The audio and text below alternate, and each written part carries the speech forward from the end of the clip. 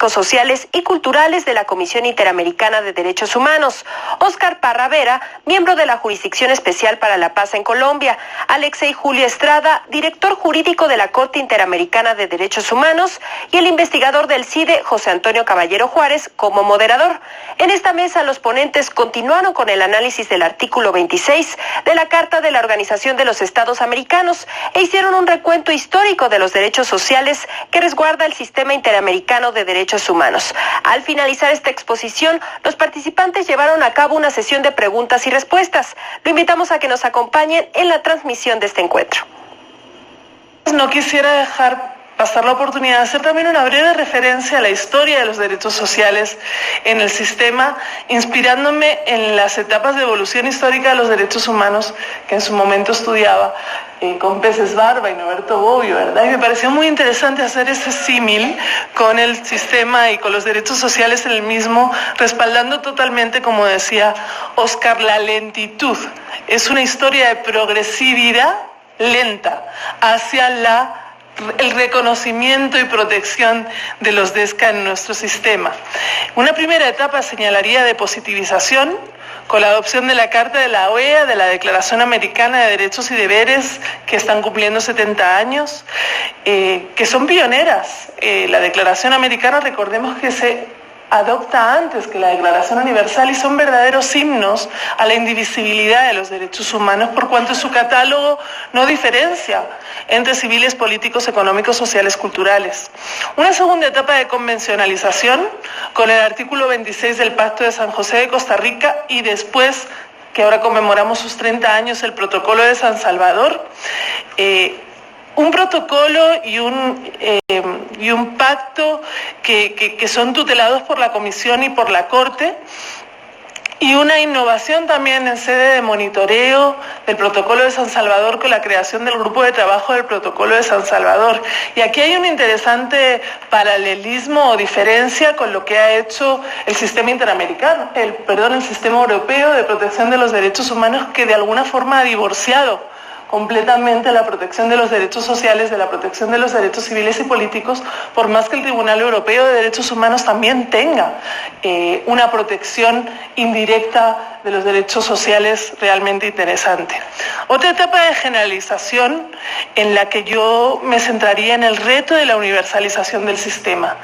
Bien sabemos que no todos los países de los 35 que integran la organización han ratificado el Pacto de San José, mucho menos el Protocolo de San Salvador. Si no me recuerdo mal, tienen 19 ratificaciones o firmas, 19 ratificaciones creo. Un mandato hemisférico en ese sentido para la Comisión, que quiero subrayar de entrada por el desafío que eso significa para la Comisión y para sus relatorías, pero también la oportunidad de, en los distintos niveles de protección de derechos humanos que tenemos en el sistema por la diversificación de aceptación de su marco normativo, da la oportunidad a la Comisión y hacia sus relatorías especiales de actuar en relación con los 35 Estados miembros de la organización. Quisiera señalar otra etapa que creo muy importante en esta evolución histórica, que es la de especificación, y yo agregaría interseccionalidad, que también nos viene de la mano de la Corte por el caso González Yuy. Esa interseccionalidad y especificación que se traduce tanto en lo normativo. La Convención de Belén do Pará tiene disposiciones DESCA, la Convención de Personas con Discapacidad tiene disposiciones DESCA, tiene una perspectiva de indivisibilidad realmente interesante y superadora de los anteriores instrumentos normativos del sistema. La Convención de Personas Adultas Mayores es también una especie de oda a la indivisibilidad de los derechos, por más que sea todavía un derecho emergente y que consagra uno de mis derechos DESCA preferidos, aunque todavía tan necesitado de desarrollo, como es el derecho al cuidado. Hay también un tema de especificación institucional, y ahí yo quiero enfatizar la creación en su momento del Grupo de Trabajo del Protocolo de San Salvador, que ahora justo está en El Salvador conmemorando los 30 años de adopción del protocolo, y la Redesca.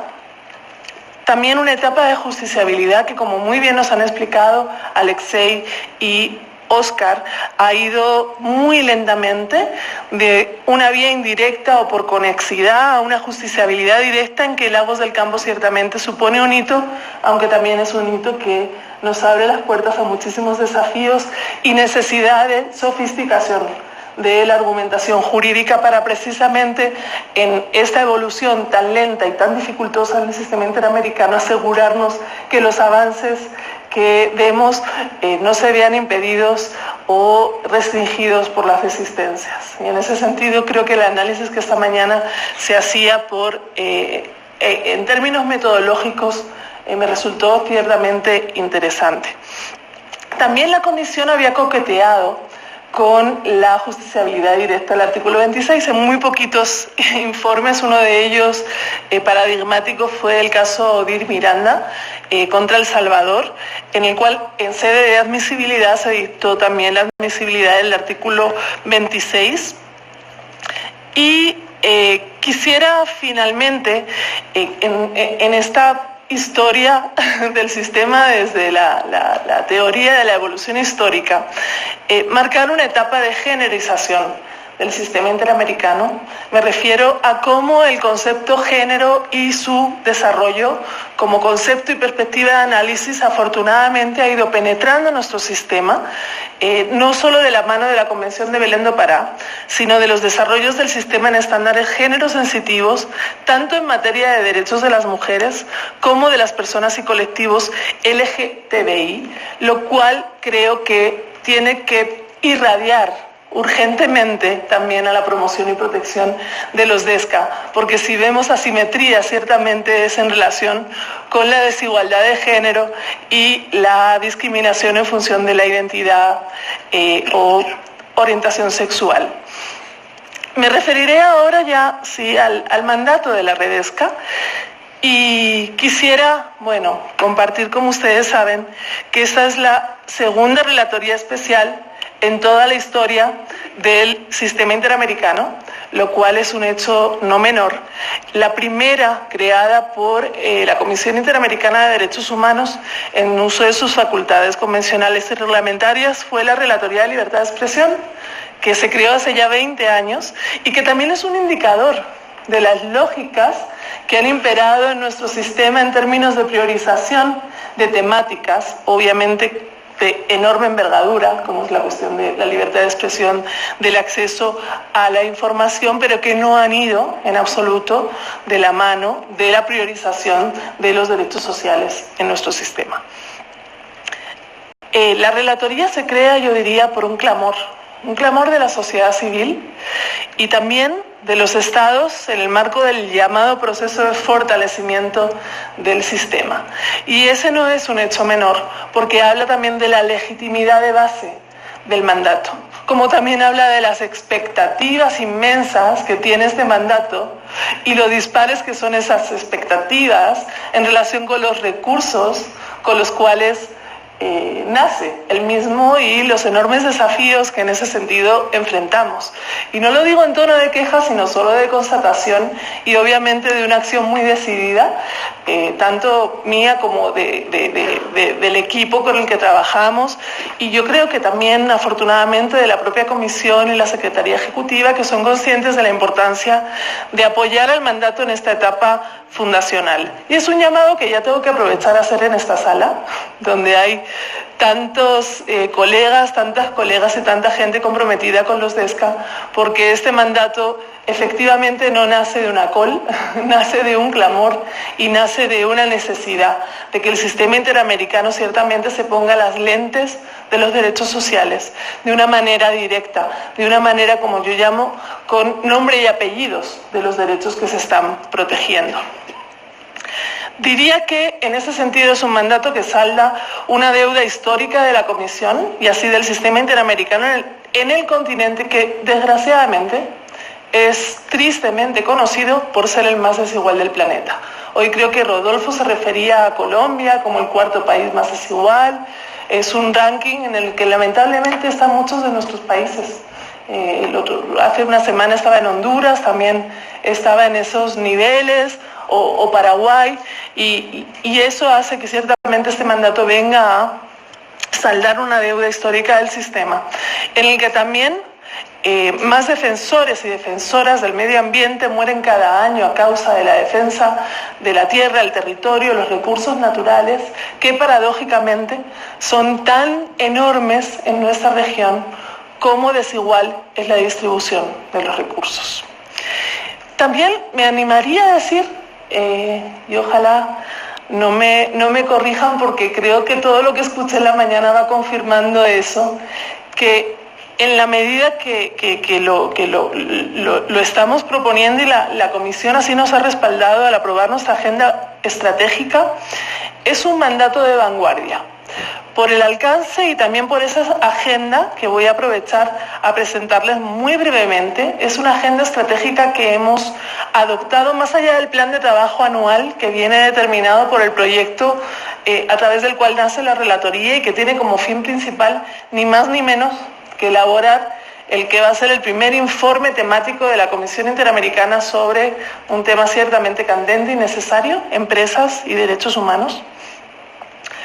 Junto con evolucionar y trabajar en ese informe, estamos trabajando en todos los pilares del mandato de la Comisión, como ahora les voy a explicar, y también nos hemos dado la tarea de construir una agenda estratégica a la luz del plan estratégico de la Comisión. Es un plan que va del 2017 al 2021. No podía dejar pasar la oportunidad como primera relatora de dejar instalada una cosmovisión al menos que marque la amplitud del mandato y también la necesidad de su fortalecimiento, de su desarrollo de una manera ambiciosa, porque los temas que el mandato tiene enfrente no pueden menos que obligar a que la visión sea ambiciosa. Estamos hablando de una desigualdad demasiado profunda como para no tener esa mirada. Una mirada, por supuesto, que lo es de indivisibilidad y es una agenda que hemos construido con base en el proceso previo también del plan estratégico de la Comisión, que fue muy consultado en todas las subregiones del continente. Hemos habilitado consultas adicionales, por supuesto, para profundizar desde el mandato la identificación de los temas, de los desafíos. Tengo que también comentarles que es un mandato que tiene un antecedente muy importante dentro de la Comisión, que fue la unidad ESC, que se creó en el 2012 y que nos dejó como importantísima herencia un informe sobre pobreza y derechos humanos, que este es otro indicador, es el primero que elabora la Comisión con ese tema específico de 60 años de historia, en el continente más desigual del planeta. Una comisión que también ha formado parte históricamente del grupo de trabajo del Protocolo de San Salvador y desde hace algo así como un mes, a raíz de una modificación reglamentaria de la composición del grupo, la Comisión decidió por unanimidad que sea la Redesca la que la represente en ese grupo de trabajo del Protocolo de San Salvador, lo cual yo creo que amplía sustancialmente las oportunidades de interacción entre la relatoría y el grupo, que están llamados a ser instituciones hermanas, obviamente. Ya hemos tenido la oportunidad de hacer nuestros aportes en el informe sobre Honduras, estamos a cargo de la relatoría del informe sobre Guatemala, y ese es un esfuerzo del sistema que también bebe sus fuentes en la Comisión y en un esfuerzo muy importante de lo que fueron los lineamientos sobre indicadores que construyó el entonces comisionado Víctor Abramovich en el año 2008. En el año 2014 la Comisión decide crear esa unidad, transformar esa unidad, en una relatoría especial, lo cual se consigue en el 2017. El plan de trabajo, como les digo, se está abocando sobre todo, nuestro día a día está muy marcado por el avance en la elaboración de ese informe sobre empresas y derechos humanos. Después, en sede de preguntas, me puedo referir más a ese esfuerzo en particular. Quisiera decir como tema general que también se trata de una agenda feminista e interseccional en ese concepto que también ha trabajado la Corte en el caso de González Yuy y que tiene una fuerte vocación interdisciplinaria. Y me ha encantado escuchar tantas veces a lo largo de la mañana ese concepto, porque ese es uno de los enfoques estratégicos de la relatoría. No puede ser de otra manera. No podemos trabajar en temas como el cambio climático, por ejemplo, o la salud o la educación, sin pensar interdisciplinariamente y convocar a los talentos interdisciplinariamente a apoyar el mandato en el desarrollo de sus tareas. Voy a evitar leerles la misión, visión, los principios, enfoques, tal vez lo podamos hacer después. Sí quisiera decir que esta agenda está articulada en torno a los 4 pilares del mandato de la Comisión. En el sistema de casos, y ahí me vuelvo a referir a la importancia que tiene la Comisión como puerta de acceso al sistema desde el punto de vista de la recepción y examen de peticiones. La Relatoría ya viene desarrollando un trabajo articulado con la Secretaría Ejecutiva para asesorar en las peticiones que tienen temática DESCA, que son muchísimas. La Comisión, para su información, recibe al año del orden de 2.000, 2.100 peticiones. No vamos a hablar ahora del retraso procesal, que es otro de los grandes temas de nuestro sistema interamericano. De esos 2.100 peticiones llegarán a la Corte como unas 18, 20 por año, y la Relatoría ya está brindando su asesoramiento. Tengo acá inclusive cuantificado, a veces me asusto de ver en cuántos casos, con las limitaciones que tenemos, ya estamos siendo capaces de apoyar a la Secretaría Ejecutiva desde el registro hasta la etapa de admisibilidad, por supuesto medidas cautelares, la etapa de fondo, y ya hasta he tenido la oportunidad de estrenarme como relatora en representación de la Comisión ante la Corte Interamericana en un caso que todavía no tiene sentencia, que es el caso Cuscul Pivaral contra Guatemala sobre VIH-Sida en dicho país, en el que, por cierto, Óscar me recordaba que fue perito. Ibas a ser perito. Sí. En segundo lugar, quisiera marcar la cuestión del trabajo de la Relatoría en cuestiones de monitoreo, que es otro de los pilares de la Comisión. El gran desafío que tenemos en términos de monitoreo, especialmente la elaboración del informe anual, que es uno de los más que tenemos desde el mandato. Estamos desarrollando una agenda muy potente de audiencias públicas, procurando incidir en que la Comisión equilibre entre esas audiencias que selecciona e incluya temas DESCA de mucha actualidad. Por ejemplo, hemos impulsado una audiencia temática regional sobre empresas y derechos humanos, que yo creo que ha sido de las más exitosas en cuanto al número de solicitantes para participar en la audiencia. Esto fue en el periodo de sesiones de Colombia. Ya hemos participado en los trabajos de la Comisión en informes sobre país. El informe sobre Venezuela del año pasado elaboramos el capítulo 5. Creo que es la primera vez que la Comisión tiene un informe sobre país con un capítulo entero que se denomina y que aborda la temática DESCA.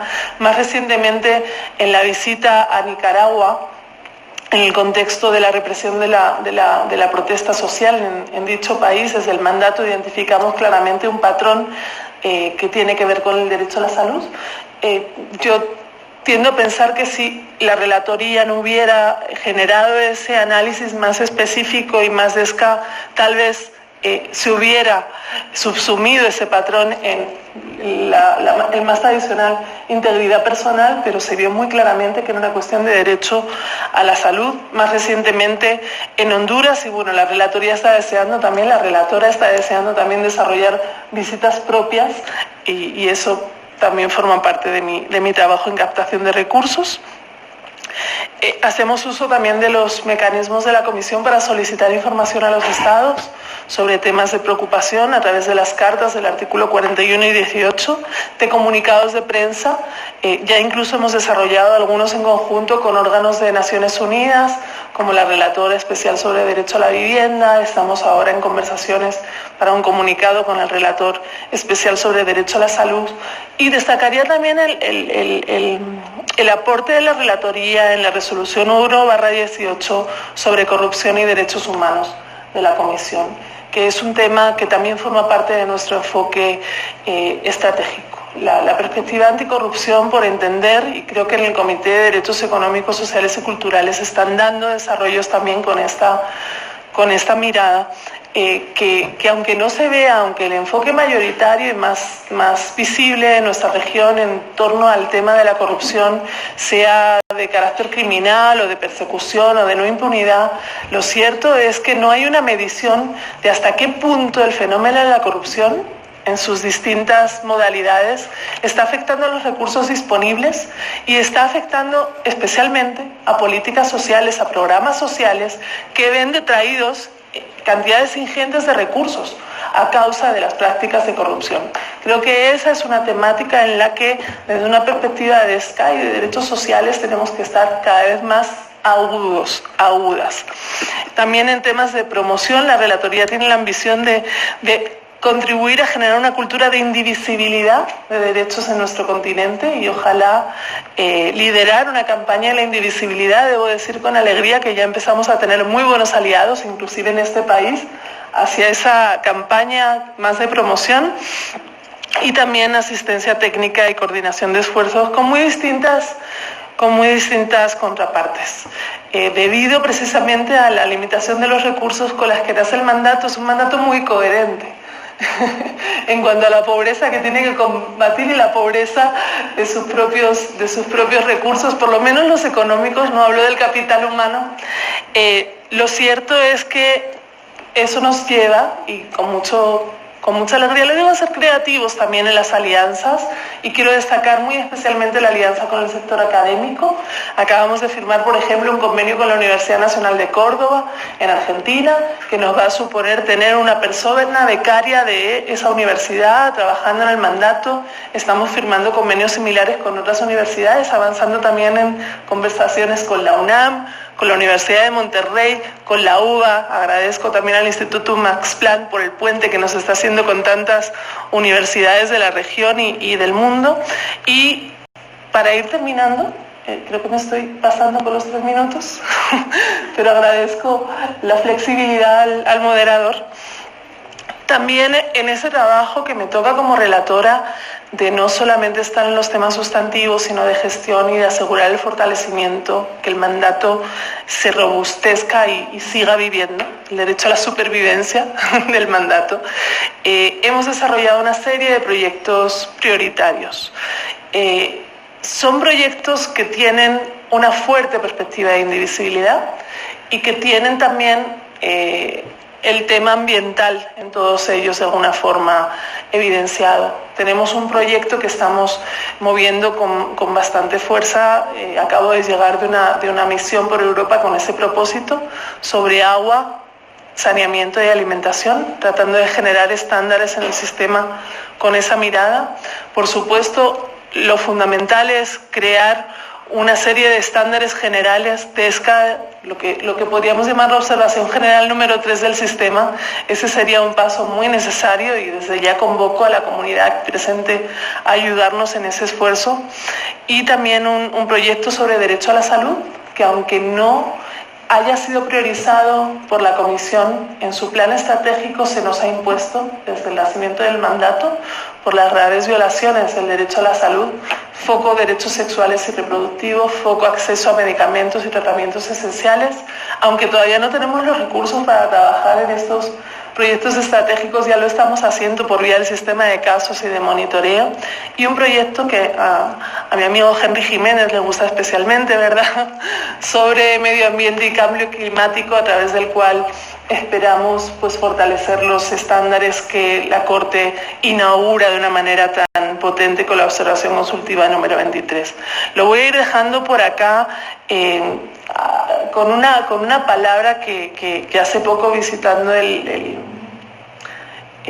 centro, el Memorial King, el King Memorial en Atlanta, y ayer también lo invocaba al cerrar la exposición en la Comisión de Derechos Humanos del DF, me viene a la mente cuando pienso en términos de derechos sociales. Un amigo mexicano, con esa gracia que tienen en México, me decía: ¿pero qué vas a un evento sobre exigibilidad de los derechos sociales? Ese es un debate de los 90. Y yo le decía: claro que es un debate de los 90, pero estamos en una nueva era que, precisamente por las regresiones y los peligros que enfrentamos y la emergencia climática, exige más que nunca eso que leí el otro día y tanto me inspiraba en el Centro King, que es audacia. Muchísimas gracias.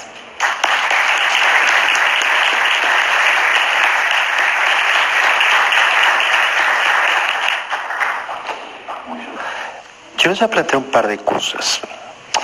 Pero Óscar nos manda un saque, digamos, hablando de dónde venimos y en dónde estamos parados ahora en materia de DESC, tanto en comisión como sobre todo en corte.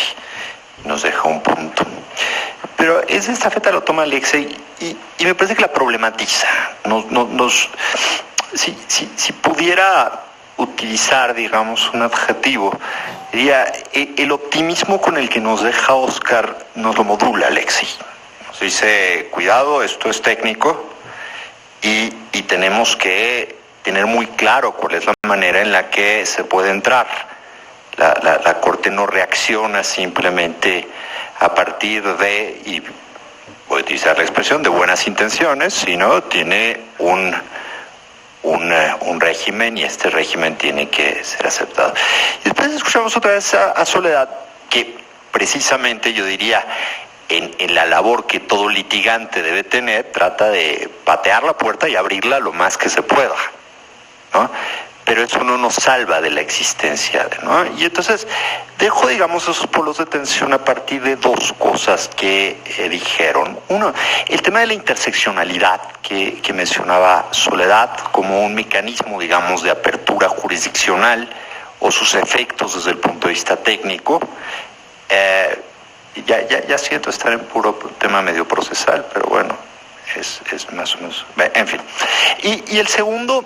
Esto que Alexei y también mencionó Óscar, derivado de, espérame tantito, de Lagos del Campo, cuando utilizan el derecho doméstico como una fuente para empezar a ampliar la perspectiva jurisdiccional a través de la Corte, ¿no? Aquí en México tenemos una cláusula amplia de recepción, de alguna manera, que se puede utilizar en esos términos, pero jugar un poco con esa idea como mecanismos. Yo lo dejo ahí y simplemente la palabra a quien la quiera tomar para iniciar la discusión. Tanto la Comisión como la Corte, en mi opinión personal, pero yo creo que está en los documentos públicos que manejan ambas instituciones, la Comisión y la Corte, en las apuestas técnicas se juegan su legitimidad. Es decir, este es un sistema, todo el sistema internacional de derechos humanos en general tiene varios desafíos para proyectarse en el derecho interno. Entre más legítimos sean, mayor fuerza van a lograr en el ámbito interno. Y por eso esta historia de reconstrucción de estos 37 años que permitieron llegar a esta sentencia era en parte una discusión que algunos han planteado desde una discusión también de legitimidad en el respeto, en la forma como los estados han previsto el tema de derechos sociales. Pero lo que yo trataba de plantear era que en estas apuestas de construcción de estándares y de doctrina, también la Comisión y la Corte, pero en particular la Corte, se ha jugado también la forma como los mismos estados y los mismos actores del sistema se apropian del sistema. O sea, voy a dos ejemplos. Cuando surgió el caso 5 pensionistas, el impacto en varias decisiones de admisibilidad fue muy fuerte. O sea, uno podía ver varias decisiones de inadmisibilidad parcial bajo una idea según la cual el sistema interamericano no podía meterse con políticas sociales. Prácticamente eso era lo que decían algunos pronunciamientos. Incluso en las discusiones sobre la forma como la Comisión Interamericana empezó a manejar las primeras decisiones de medidas cautelares en antirretrovirales. O sea, la discusión de antirretrovirales hoy es muy distinta a como se daba hace 20 años. Hoy en día es un tema pues relativamente pacífico en algunas cosas, pero hace 20 años cuando los antirretrovirales estaban llegando diferentes a cada estado y llegaban solo a las ciudades capitales pero no llegaban al resto de ciudades, empiezan varias discusiones de medidas cautelares y en alguna medida la forma como la Comisión en alguna medida apagó la fuerza con la que estaba abordando este tipo de temas venía mediada también por esta idea de si había unas discusiones de manejo de, por ejemplo, sostenibilidad financiera de cierto tipo de políticas sociales. Las discusiones que daban ciertos estados con las instancias financieras internacionales había unos campos que ni la Comisión ni la Corte hablaban de margen de apreciación, pero prácticamente, o sea, el efecto real era que estaban operando con esa lógica. Por eso yo creo que, a pesar de que, y creo que Alexei lo presentaba de una forma muy lúcida, esto es un producto inacabado, lo que se viene construyendo en la materia, pero son puntos de principio que yo creo que lanzan un mensaje muy potente para una naciente relatoría, para una comisión interamericana que tiene muchos casos en el docket de casos represados, que puede empezar a darles una nueva luz, una nueva lectura, definición, por ejemplo, de políticas de vivienda de interés social. Hay casos en el docket que obviamente son difíciles de litigar, difíciles de armar el tema del daño específico a personas anclado con políticas sociales de un determinado estado, donde no hay un acuerdo homogéneo en la región sobre cómo se deben manejar. Pero si empezamos a pensar que hay una justiciabilidad directa que empieza a abrir un camino para el análisis del derecho social con la política pública en el cual se concretiza, se va abriendo una senda que todos los actores del sistema pueden dinamizar. Y lo que presentaba entonces Soledad era un camino de la historia de lo que ha sido el sistema interamericano en términos de impulsar todos los mecanismos de los que dispone: medidas cautelares, audiencias temáticas, visitas en terreno, informes temáticos, informes de país, para empezar a movilizar, a dinamizar trabajo de sociedad civil en el terreno, trabajo de instituciones en cada uno de los estados, y eso tiene que estar articulado con doctrina específica de interpretación, que en mi opinión exige, dentro de interpretaciones admisibles, ambas polémicas, marcar un camino el más ambicioso posible, dada el contexto actual que vivimos en la región. El uso que le demos al ordenamiento interno de los estados tiene que ser muy cuidadoso, porque volvemos al argumento inicial. El marco de competencia de la Corte es la Convención, y específicamente el artículo 26. Yo no puedo hacer una interpretación acomodaticia del artículo 26 y remitirlo al 29 para entender que el ordenamiento interno de los estados se integra a la Convención para todos los estados, porque eso interpretativamente es muy complejo. Digamos que ya no abriría el catálogo solo a la Carta y a la Declaración, sino a los ordenamientos internos de los países que hacen parte del sistema. Yo creo que con eso sí tenemos que ser muy cuidadosos. Y yo creo que debemos utilizar distintas vías interpretativas del 26 y del 29, y no de confundirlas en un mismo argumento. Una cosa es el 26 y las remisiones que nos permite para abrir el catálogo, y otra cosa es el 29 para establecer el contenido de los derechos, al cual sí podemos acudir al ordenamiento interno del país del caso. En esa medida yo creo que ese es el uso distinto de los dos dispositivos convencionales. Y volviendo un poco a las discusiones de esta mañana y retomando algunas de las ideas que comparto plenamente, la idea de la justiciabilidad es importante y es interesante, pero yo creo que la justiciabilidad o acudir a la justicia es como la última vía. Hay otras vías complementarias y mucho más idóneas para la protección de los DES. Y recordemos entonces el carácter complementario, subsidiario del sistema. Es decir, una vez agotadas las vías internas jurisdiccionales es que se puede acudir al sistema. Y nuevamente la idea de que la Corte, como órgano que interpreta un tratado, tiene que ser muy sólido en sus argumentos, esas discusiones en torno a que los tratados deben ser interpretados de buena fe y que los trabajos preparatorios sí son un argumento complementario y no principal, pues sí, sin duda siguen teniendo peso, pero en todo caso las técnicas interpretativas ya van mucho más allá de eso. Pero como tribunal que es y como órgano que dispensa de derecho y resuelve casos, tiene que ser muy cuidadoso en torno a cómo usa los dispositivos convencionales, porque gran parte de su legitimidad está en juego en eso. Ya, eso es lo que quería decir.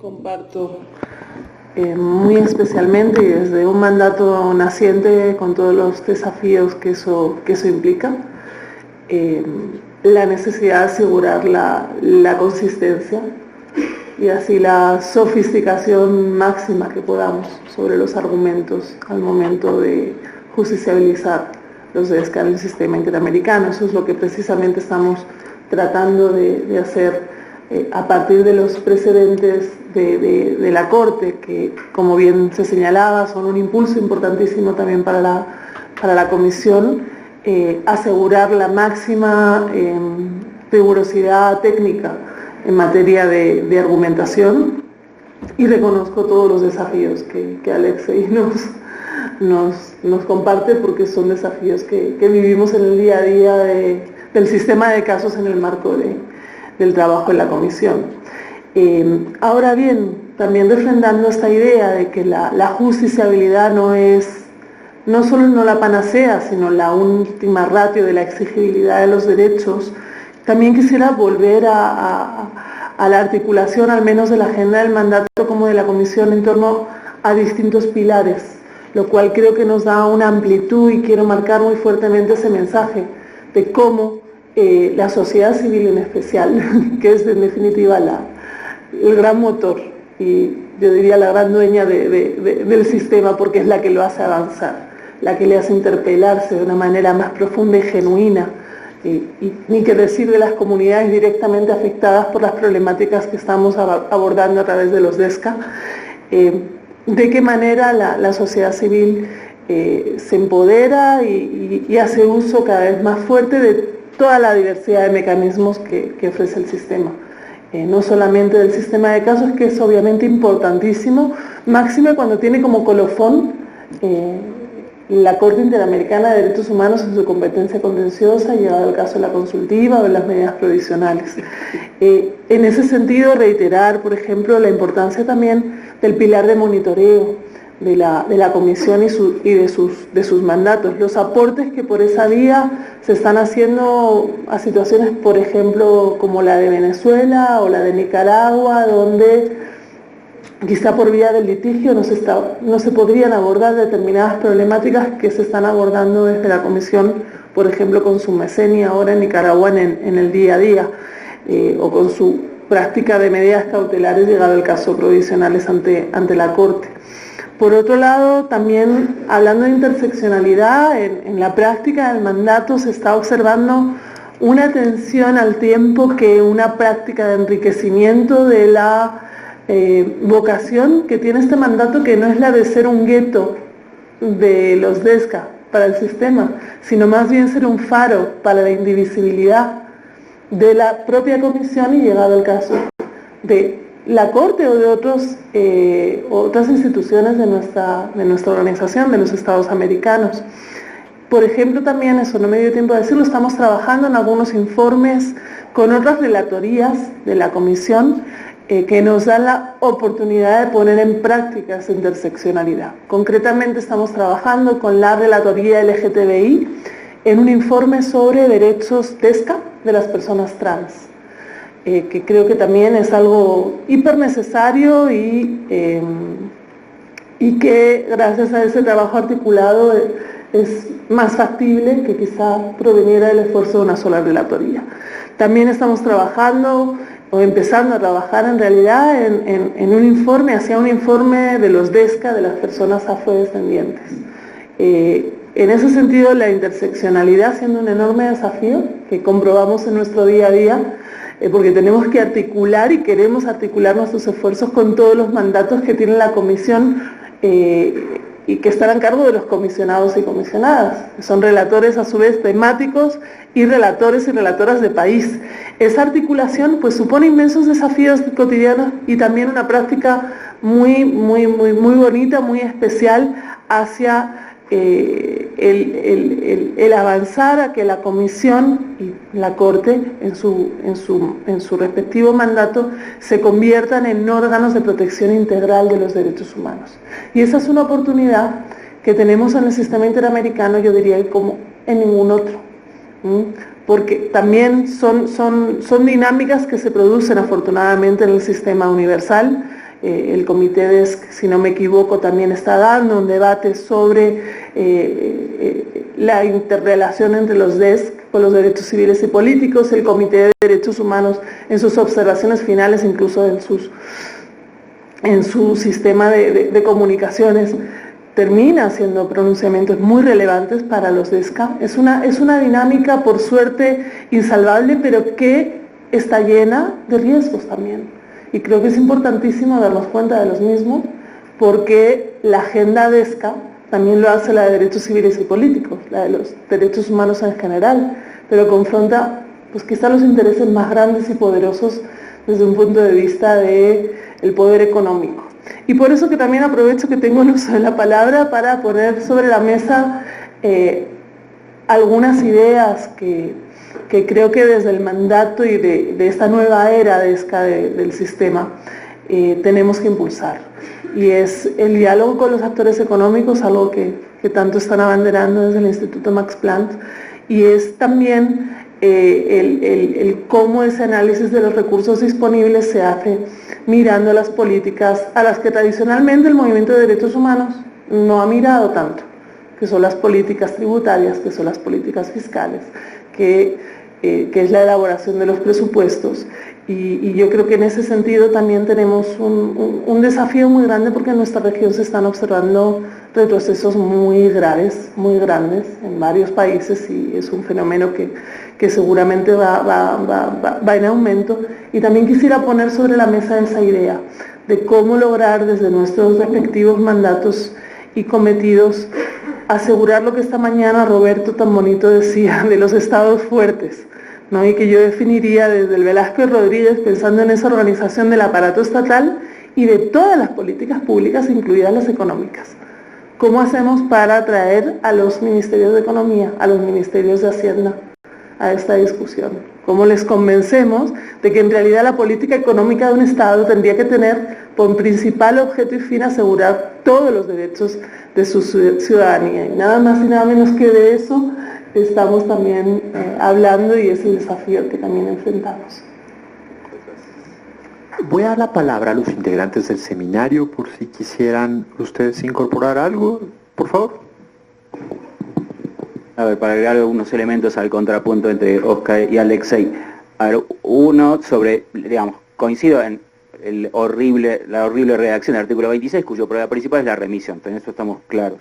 Ahora, la remisión establece alguna pauta, y la pauta es los derechos que se derivan de las normas económicas, sociales y sobre educación, ciencia y cultura de la Carta de la Edad. Así que, y la Corte ha hecho algún esfuerzo en los dos casos, yo soy crítico de los dos casos, pero me parecen en los dos algún esfuerzo hecho para fincar ese derecho en la Carta de la OEA. Me parece que tiene más problemas en inventar la estabilidad laboral, que no sale de ningún lado, pero al menos la protección de los trabajadores, hubiera usado alguna otra fuente, pero esa es una dirección que me parece. El segundo punto es que a veces uno es excesivamente quisquilloso con el artículo 26 cuando uno le ha aceptado a la Corte derivar derechos a partir de un ejercicio interpretativo que hace desde hace mucho. Por ejemplo, la Corte dijo que el artículo 19 sobre protección de los niños hay que usar la Convención de los Derechos del Niño para darle contenido a qué significa medida de protección del niño. Se fusiló la Convención entera para interpretar un artículo. Así que sobre cuál es el catálogo de derechos dijo toda la Convención de los Derechos del Niño.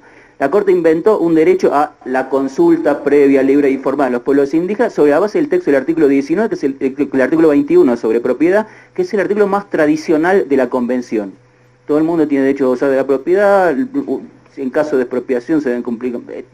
De ahí derivó un derecho que además usa como título para declarar violaciones. La Corte incorporó la orientación sexual dentro del catálogo esto no estaba en ningún lado. Si uno se pregunta sobre...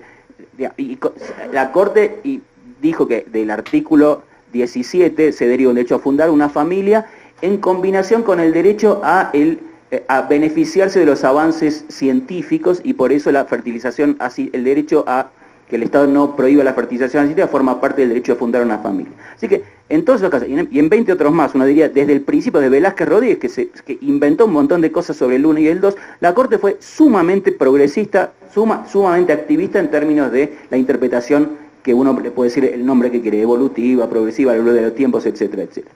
Así que, si uno le acepta eso a la Corte en todas estas otras áreas, ¿por qué es tan quisquilloso diciendo que la Corte no puede sacarle algún sentido al artículo 26?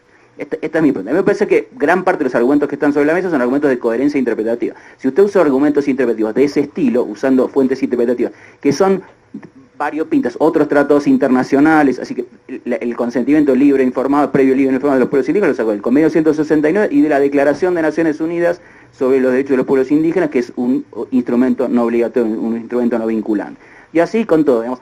Así que me parece que parte de lo que está haciendo las propuestas interpretativas que se le ofrecieron a la Corte, yo soy responsable en alguna medida porque fui perito en varios de estos casos y varias de las cosas que digo las tengo escritas hace mucho tiempo.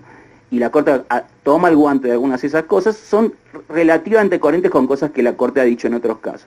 La conclusión de todos los que dicen que el artículo 26 está ahí pero no significa nada parece un poco contrario con la idea de que los estados se han obligado a ponerlo. Y me parece que, digamos, del argumento está en un capítulo distinto, pero uno puede hablarlo de manera distinta. Las dos fuentes de la Convención Americana son el Pacto Internacional de Derechos Civiles y Políticos y la Convención, el Convenio Europeo sobre Derechos Humanos, que no tienen capítulos sobre derechos sociales. Así que, a la luz de los tiempos, eso fue un avance en el sistema interamericano, el agregar un artículo sobre derechos económicos, sociales y culturales. Bueno, este es el segundo. Y sobre el último, digamos, a mí no me parece mal que la Corte declare violado el 26 y el 4, que el 26 y el 5. Siempre ha hecho violaciones del 8 y 25, y en muchos otros casos esto es un efecto de la interdependencia e indivisibilidad de los derechos. Y me parece que decir que al mismo tiempo se afecta el derecho a la salud y el derecho a la integridad física es parte de la idea de indivisibilidad. En los casos anteriores en los que la Corte dijo que se violó el 5 o el 4 y el 5, la Corte se fusiló entera la observación general 14 del comité, dándole al derecho a la integridad personal el contenido entero del derecho a la salud de acuerdo al comité DESC. Entonces, digamos, ¿por qué mentir y decir que estoy solamente protegiendo el derecho a la integridad personal cuando lo que estoy haciendo centralmente es utilizar parámetros del derecho a la salud? A mí me parece que este es un efecto de la idea de interdependencia e indivisibilidad de los derechos para casos concretos. Por supuesto, para esto tengo que argumentar, no puedo sacarlo de arriba de la nube, pero me parece que Poblete Vilches me parece que es un buen caso de intento de integración. Tengo algunas dudas con la forma en que la Corte argumenta en Lagos del Campo y como repite esto en hubo un último caso, San Miguel Sosa, en que la Corte también se fusiló lo que dijo en Lagos del Campo. Pero, digamos, media copa llena, media vacía. Yo creo que este es un primer paso para sentar el principio, como dice bien Oscar, hay que afinar los criterios para que lo que diga la Corte resulte sostenible, pero me parece que esto no es imposible, hay que hacer un esfuerzo de argumentación que debería ser parecido a cosas que le aceptamos a la Corte para muchos otros derechos. Bueno, haciéndole contrapunto al contrapunto, yo creo que son problemas distintos y no se pueden meter todos en el mismo saco, porque son casos distintos e hipótesis distintas. A lo que te referías con el artículo 19 de la Convención del Derecho del Niño, yo creo que es una hipótesis totalmente diferente, porque es como lleno de contenido una remisión que ya está contenida en el mismo artículo cuando habla de medidas de protección. Y digamos que ahí estamos llenando de contenido el artículo, ese es el segundo paso. En el mi juicio, uno puede utilizar indistintamente distintos criterios de interpretación, entre ellos el Corpus Juris Internacional, como la Convención, y otros instrumentos que lo desarrollan. En esa medida, yo creo que sí son distintos niveles de argumentación, y eso es lo que pretendía hacer en mi exposición. Un primer nivel de argumentación, que es definir un catálogo, y otro, el contenido de los derechos contenidos en el catálogo. Por eso yo no creo que se pueda meter todo en el mismo saco y hacer como una argumentación omnicomprensiva donde todos los argumentos tengan el mismo valor y yo voy pescando y voy sacando, porque a mi juicio eso no es correcto desde la perspectiva argumentativa. Entonces son problemas distintos y son, digamos, distintas formas de solucionarlo.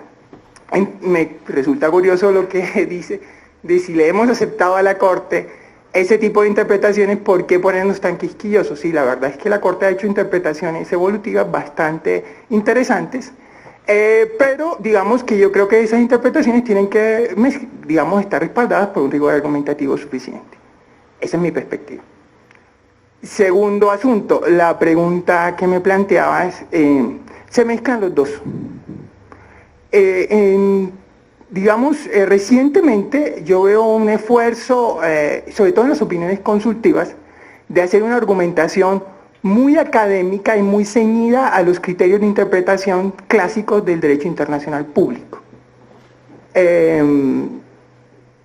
Por ejemplo, la opinión consultiva 21 lo inaugura, y la opinión consultiva 25, que es sobre el asunto del alcance del derecho de asilo, hace una interpretación totalmente rigurosa a la luz de los criterios interpretativos tradicionales o clásicos, para llegar a una conclusión bastante restrictiva del alcance del artículo 22.7 de la Convención, pero se basa en esa interpretación para llegar a esa interpretación restrictiva. Mientras que en otros casos la Corte no estudia, o digamos no hace como un análisis a la luz de precedentes en torno al caso previo y la ratio del caso previo para aplicarlo a un caso futuro. La Corte utiliza los estándares y a veces se citan de manera indiscriminada solo porque ese es el derecho que se debate al caso. Y se traen a referencias estándares. Los estándares provienen de distintas fuentes, provienen bien sea de la ratio de casos previos, pero también de normas de derecho internacional de los derechos humanos, incluso, aunque su uso sería discutible, qué valor tienen las citas al Tribunal Europeo y a los casos que ha resuelto el Tribunal Europeo. Esos son criterios interpretativos que hacen parte del estándar, nos ilustran o simplemente solamente tienen un criterio ilustrativo.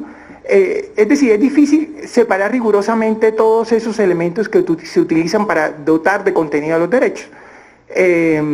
Pero digamos que un razonamiento riguroso en torno a precedente de separar la ratio y los hechos y establecer la similitud analógica entre los hechos del caso frente al caso previo frente al caso actual, generalmente no es la técnica que se utiliza.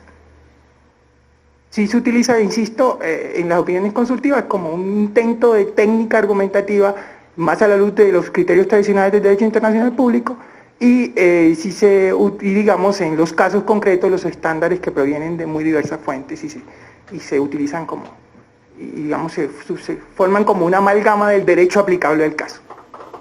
Gracias por acompañarnos, lo esperamos en nuestra próxima emisión del foro, en la que continuaremos con la transmisión del Seminario Internacional sobre la Exigibilidad y Protección de los Derechos Sociales. Hasta pronto.